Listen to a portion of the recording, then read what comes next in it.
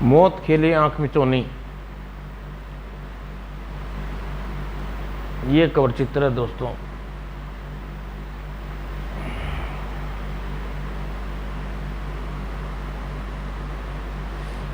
एक सुबह माल road bank में कोई अपनी जगह से नहीं लेगा। ए भी तुम अंदर जाओ और बाहर का से कवर करता हूँ। दाएं दाएं कैश काउंटर पर, ये लो, मगर मुझे मत मारो भैया। तड़ाक और बाहर, नहीं बेटे ये लुटेरे हैं, बहुत खतरनाक होते हैं। माँ माँ मुझे बंदूक चाहिए।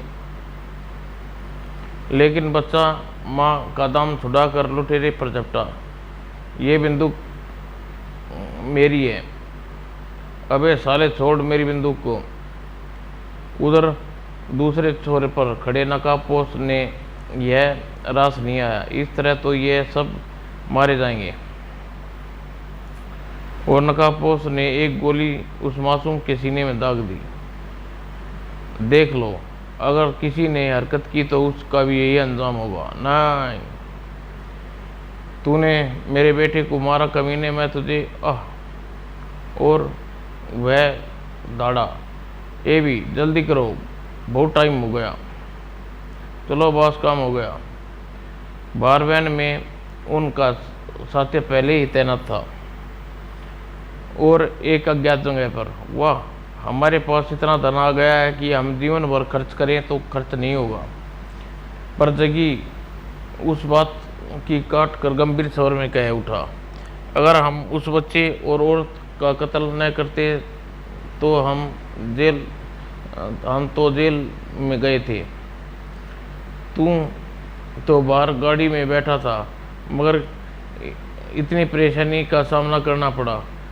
अगर तू खून न करता तो ठीक था। अच्छा, मैं अपनी माँ से मिलने जा रहा हूँ, मगर जल्दी लौटना, हम रात को शहर छोड़ना है, ठीक है?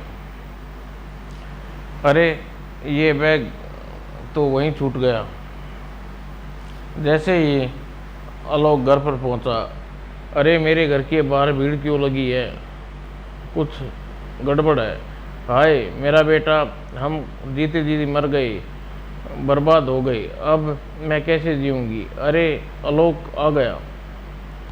बेटा सुबह आज सुबह माल रोड डकैती पड़ी। तुम्हारी बीवी वह बेटा पेंशन लेने के लिए उन दरिंदों ने उसे गोली मार दी। ओह! आलोक पर जैसे बिजली गिर पड़ी। उसे पैर लड़खड़ा गए। जिनके लिए मैंने ये पाप किया वो ही इस दुनिया में नहीं है। और आलोक ने 2 चिताएं एक साथ आग दी। वह देर रात अपने मित्रों के पास पहुंचा। ये क्या मुर्दों जैसी सूरत बना रखी है? और इतने में आलोक उस पर जैसे खून सवार हो गया। कुत्ते, तुम ही मेरे बेटे और बीवी के कातिल हो। मैं तुम्हें जिंदा नहीं छोड़ूंगा।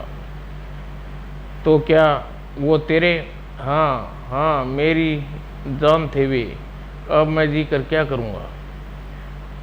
अब मैं सोच लिया है कि मैं पुलिस में आत्मसमर्पण कर दूंगा। क्या?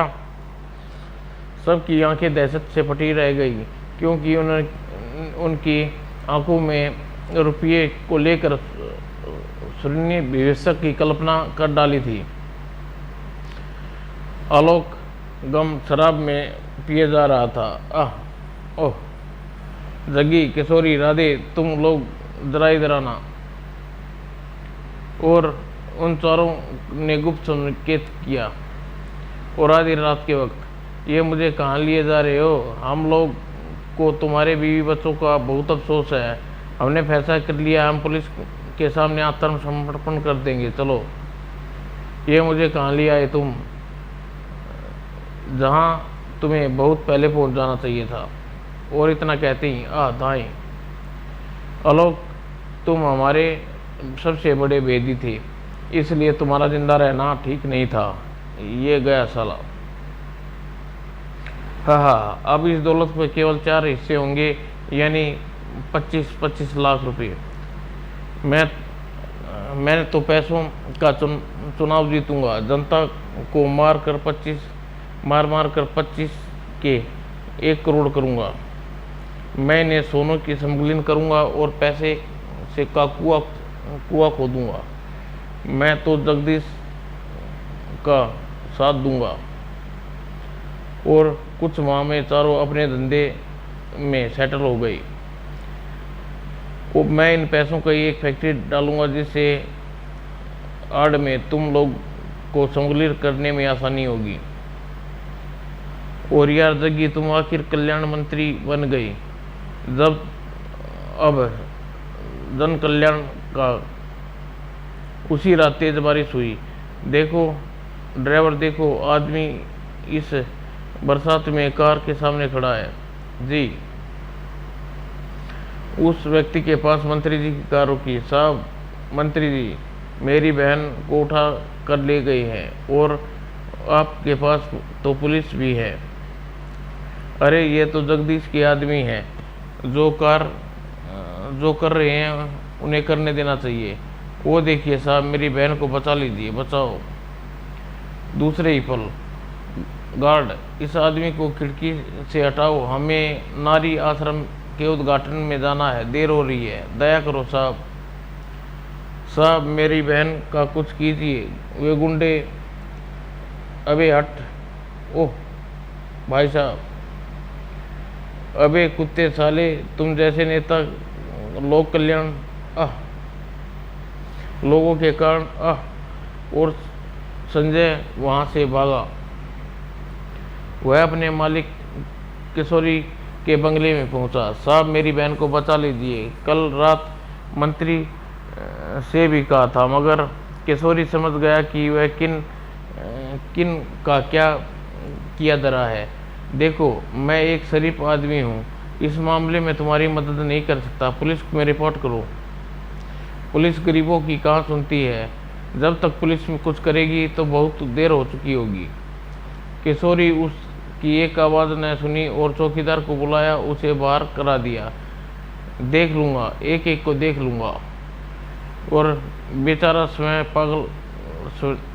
संजय पागलों की तरह भटक रहा था। अरे यह भीड़ कैसी लगी है, क्या हो गया यहाँ पर। जैसे ही संजय भीड़ को चीर कर देखा, उसकी छाती फटी की फटी रह गई। पता नहीं किसके साथ भाग गई होगी है। जुबान संभाल कर बात कर कुत्ते, किस किस को जुबान पर ताला लगाओगे तुम। और राधे के बंगले पर एक भव्य पार्टी चल रही थी, जहां शहर के महान हस्तियां पधारी थी। आप शहर में डीआईजी और नमस्कार, आपसे मिलकर बहुत खुशी हुई। ओह, हर रात पार्टी समाप्त हुई। वाह, कितने बड़े लोग आए थे और हम लोग आगे चलकर फायदा होगा। कैसे रोई भाई, मैं तो चाहता हूँ कि तुम हार्ट का मरीज हूँ। मैं जानते हो कि मैं हार्ट का मरीज हूँ। हाँ, मैं भी चलता हूँ। और सब लोग दोस्त वहाँ से विदा ली। सुबह बाथरूम, और वह बाथरूम में प्रवेश करते ही उसकी अलग से चीख निकल गई। राधे, तुम जैसे प्राणी धरती पे बोझ बन गया। अब तुम्हारे मरने का दिन निश्चित कर लिया। आज 11 बजे का समय दिया है, और अपनी सुरक्षा कर सको तो कर लो। यमराज। खून से लिखा मौत का नोटिस पढ़ने के बाद, नहीं, मैं इतनी जल्दी नहीं मरना चाहता। राधे भागा कैबिन में पहुंचा। जग्गी जल्दी आओ, मेरी जान खतरे में है। फोन कर वह राधे अपने मित्र पुलिस को बुला लिया। राधे की बात राधे क्या बात है, कौन मार डालना चाहता है तुझे। मुझे मार डालेगा। जग्गी इतनी जल्दी नहीं मरना चाहता। कौन मार डालेगा तुम्हें, मेरी तो कुछ समझ में नहीं आ रहा। और राधे बाथरूम की ओर इशारा किया, जिसने बाथरूम में खून से लिखा है, अब 15 घंटे बाद वह मुझे मार डालेगा। चलिए चलकर देखते हैं बाथरूम में। यहाँ तो कुछ नहीं लिखा हुआ, लेकिन अभी तो यहाँ साफ लिखा था। मैं क्या यार, आज फिर सुबह सुबह लगा ली। नहीं नहीं यार, मैं सच कह रहा हूँ, माफ़ कीजिए आईजी साहब, आपको कष्ट हुआ। ये कैसी बातें करते हो आप? फिर आपकी सुरक्षा दृष्टि पुलिस का पहरा लगा देता हूँ। और राधे की बात रखने के लिए वहाँ पुलिस लगवा दी गई, मगर राधे को विश्वास था कि राधे सच कह रहा है, और वह इस बात को लेकर वह खुद सतम था। हाँ, कौन मारेगा तुझे, मारेगा मुझे। जबकि रात अपनी घड़ी से नाच रहा था। घड़ी 10 बजे को इशारा किया, आधा घंटा शेष है। बाहर सुरक्षा व्यवस्था ऐसी थी कि परिंदा भी पर न मार सके। राम सिंह 11 बजे 10 मिनट शेष रह गए हैं, वह क्या आएगा? आप ठीक कह रहे थे सर, यह राधे की फैलाई अफवाह है। अभी वे बात ही कर रहे थे, वाह, केवल 5 पुलिस वाले, वाह केवल 5 पुलिस वाले। मैंने तो सोचा था कि भगवान के नाम पर कुछ दे दो, बच्चा तुम्हारे घर में हमेशा हरा भरा रहेगा। ये लो और दफा हो जाओ। यही मौका है इन लोगों को बिछाने का। भगवान तुम्हारा भला करे। अरे रे, ये क्या धुआं कैसा? और फिर कुछ देर में पुलिस वाले बेहोश हो गए। बड़े आए थे एक पापी की रखवाली करने वाले, और वह रहस्यमय भिखारी इमारत में प्रवेश कर गया। वह कमरा है, साला शराब पी रहा है।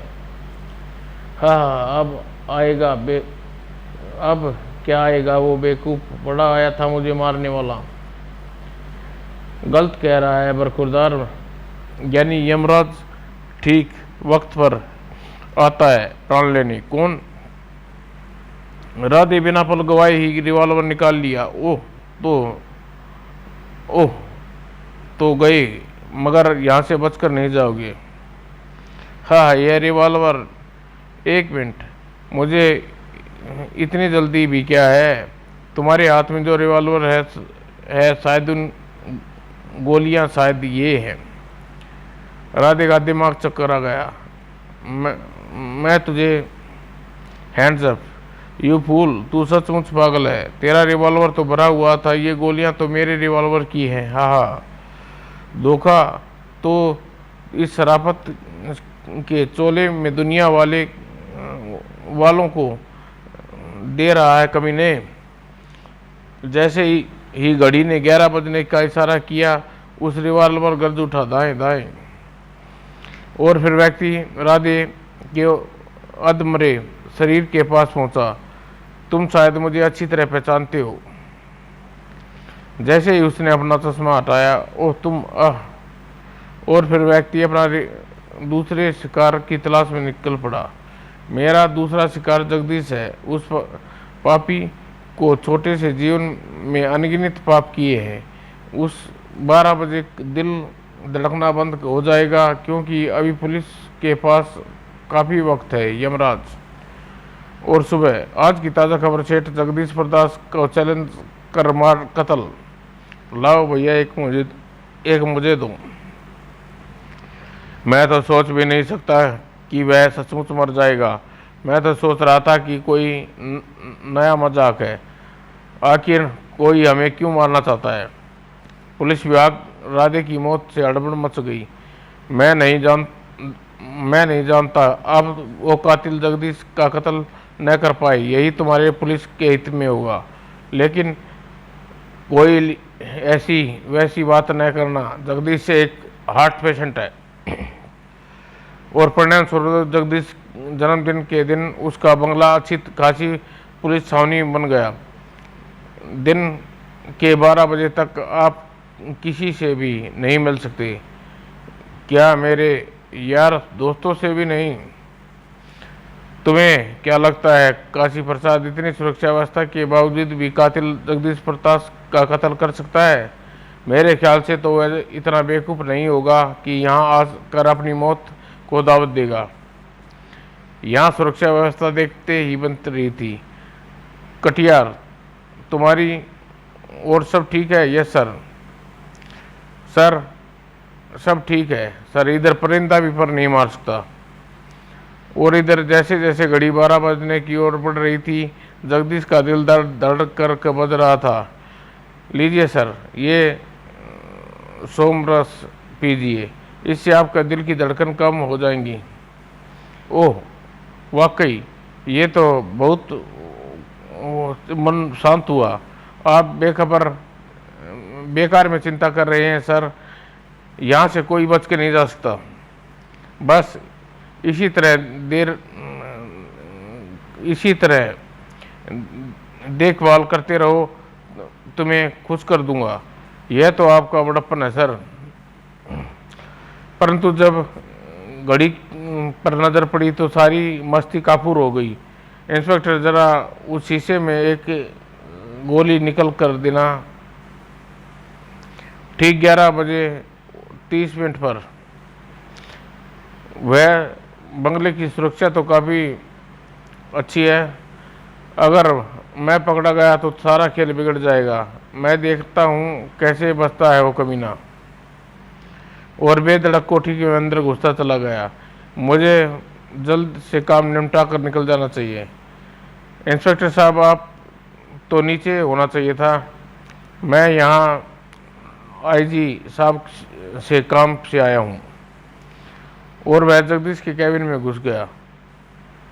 ओह, यहाँ तो पहले ही कई इंस्पेक्टर विराजमान हैं। तभी उसकी आंखें कुछ देर के लिए चमक उठी। आह, काम हो गया, अब मुझे यहाँ से निकल जाना चाहिए। को इंस्पेक्टर, तुम्हें क्या लगता है, क्या जगदीश बाबू का कत्ल कर पाएगा? यह तो 12 बजे के बाद पता चल जाएगा। अजीब इंस्पेक्टर है। उधर जगदीश के कमरे में 12 बजने में 5 मिनट है। इंस्पेक्टर, दवा उठाकर, दर्द बढ़ रहा है। ये लीजिए सर। और दवा खाने के बाद जगदीश को आराम मिले। दवा के तुरंत बाद असर दिखाया। आह मेरा गला, आह आह। और जगदीश ठंडा होने में सिर्फ 1 मिनट लगा। उधर बाहर ठीक 12 बजे आईजी साहब की गाड़ी आकर रुकी। 12 बजने गए, कोई वारदात तो नहीं हुई? नो सर, यहाँ सब ठीक ठाक है। चलो चलकर जगदीश बाबू को धन्यवाद दूं। सर, इस झूठी खबर ने तो हमें हिला कर रख दिया था। वो देख दिए कितने मज़े से सो रहे हैं। अरे जगदीश बाबू उठिए, देखिए कब 12 कब के बज गए हैं। उठता तो वह जब शरीर में जान होती। ओह, यह तो मर चुका है, किसी ने इसे जहर दिया है। आखिर वह अपना काम कर गया।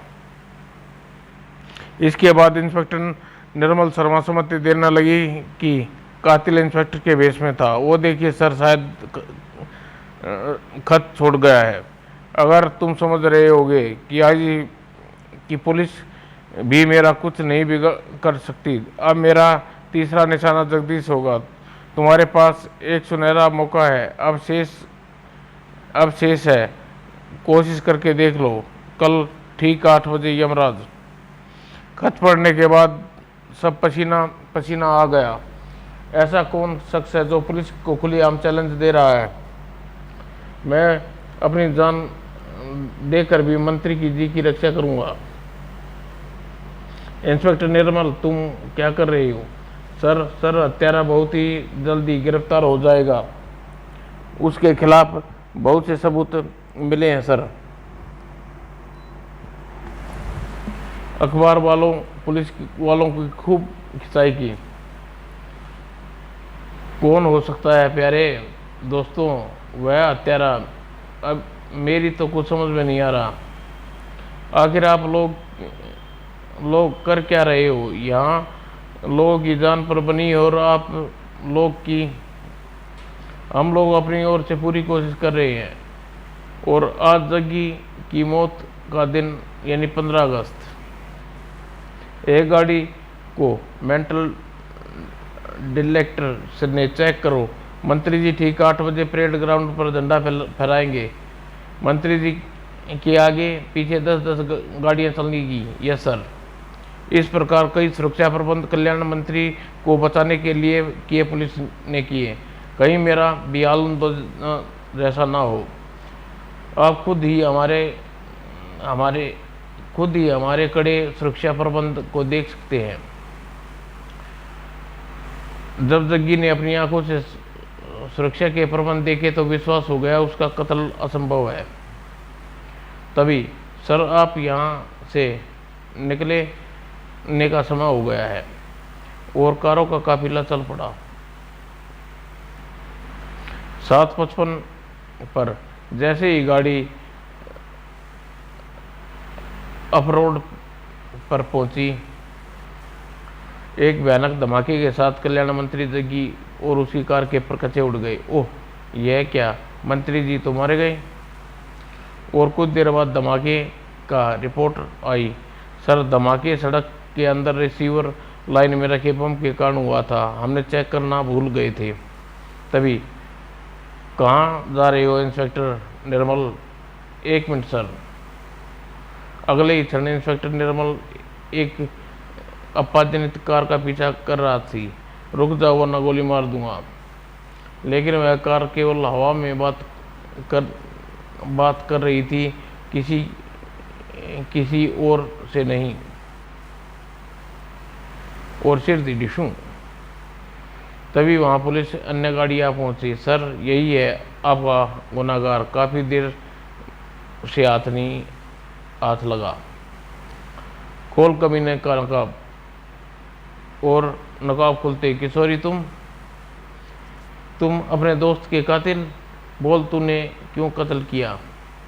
मेरी फैक्ट्री आज तक घाटे में चल रही थी। मैंने जब इन लोगों से यहाँ तीनों से यह बात कही तो साले टाल गए। फैक्ट्री हम चारों के साझे में थी और तय हुआ था कि हम में से कोई मर जाता है तो उसका सारा पैसा फैक्ट्री के नाम हो जाएगा। दूसरी बात, मैं अपने काफ़ी पैसे जुए में गवा बैठा, इसलिए मैंने इन तीनों को मारने की स्कीम बनाई जिससे मेरी और शक न जाता। ले जाओ इसे। इस प्रकार एक केस के इंस्पेक्टर निर्मल की झोली में आ गया। इस प्रकार एक और केस इंस्पेक्टर निर्मल की झोली में आ गया। समाप्त दोस्तों।